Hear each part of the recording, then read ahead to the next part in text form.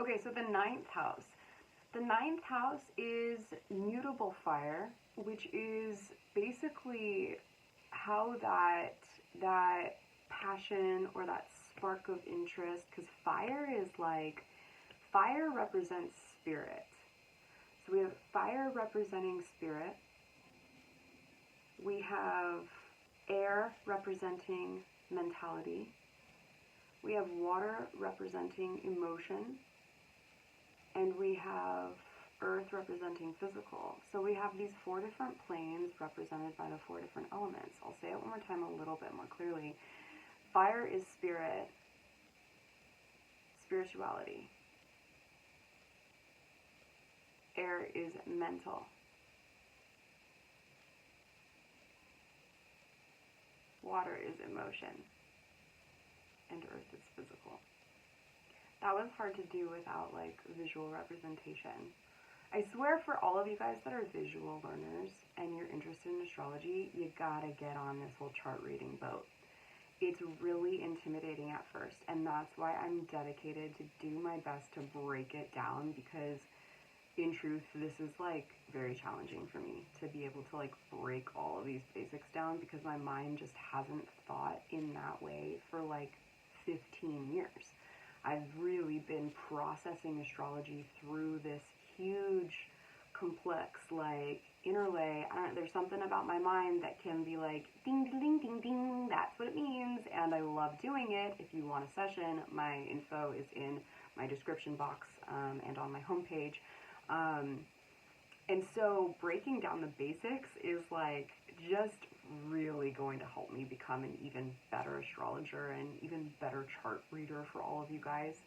But that's my goal here. Like, it just becomes so much more fun, and it makes so much more sense, and you can take it all with a grain of salt, because it's really about how you process it. Gotta switch legs here. My foot's going up. This is kind of a short chair. Tea break.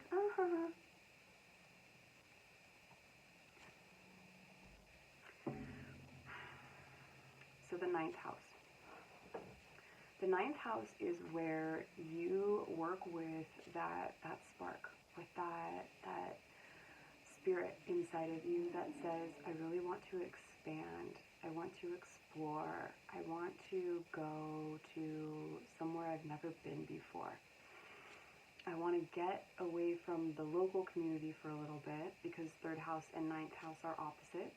Okay, so when I talk about that third house being local community, well, the ninth house would be foreign places. So this house can represent far distance travel, international travel, but it can also represent how you can expand and go into foreign places through your imagination, really what I mean is how you can go, how you can expand and explore through the topic of spirituality, how you can expand and explore by going out of your comfort zone and traveling to a far off land. Can be also reading books and studying and learning much more grand concepts in the school of life through the houses. This house represents like graduate school in a way, and it also represents graduations. So when you allow yourself to step out of the comfort zone, or you're just like chomping on the bit and ready to get out there and explore, the ninth house is going to give you a lot of clarification around how you like to do that and how it can benefit you to explore, depending on which sign or signs you have in that house, and if you have planets or luminaries or points of interest or asteroids in that house. That also is just going to completely add more detail that makes it really unique to you. But in a general sense, if you look at what signs are in your ninth house, or what sign only, it'll be different for every person depending on the house system you use. I use coach or cook. It's Koch. I don't actually know how to pronounce it, to be honest. Most people are set up with Placidus. Regiomontanus is also a cool one. I don't know if I even said that right. There's also Whole House system. I'm not a fan of Whole House. Let's just put it out there, okay? So I use the Koch one, and it doesn't matter in the beginning. It doesn't matter in the beginning. You don't have to know anything about that, okay? No. You really don't. You really don't. Because as you get more deep into this topic and you get really good at chart reading, you can play around with those different settings and you can really decide what feels most appropriate to you. Also, we just have to go back to like Johannes Kepler, and we have to like do all the history there, which we're not doing it today. We're not doing it today. We don't care right now, do we? Yeah.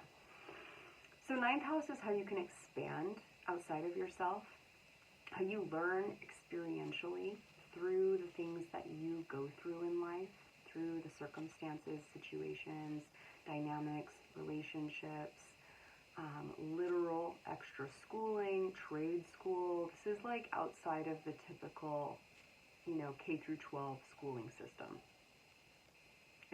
All of that like larger scale learning is represented in that house. Diving deep into spirituality is in that house. I mean, yeah, like it's Sagittarius' house traditionally, and it's ruled by Jupiter or Zeus. So it's all about being bigger than who you are, or going out into a new realm that just feels like you're awestruck by it, and you're forever changed and expanded. Like you can't go back. You can't go back to who you were.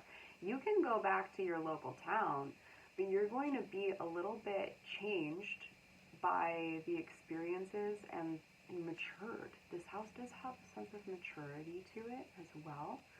This is where you start to really understand how big you're allowed to be in this world. You can take up space. If you feel like you're too small and you want to know how you can expand yourself, look at your ninth house. It's going to tell you how.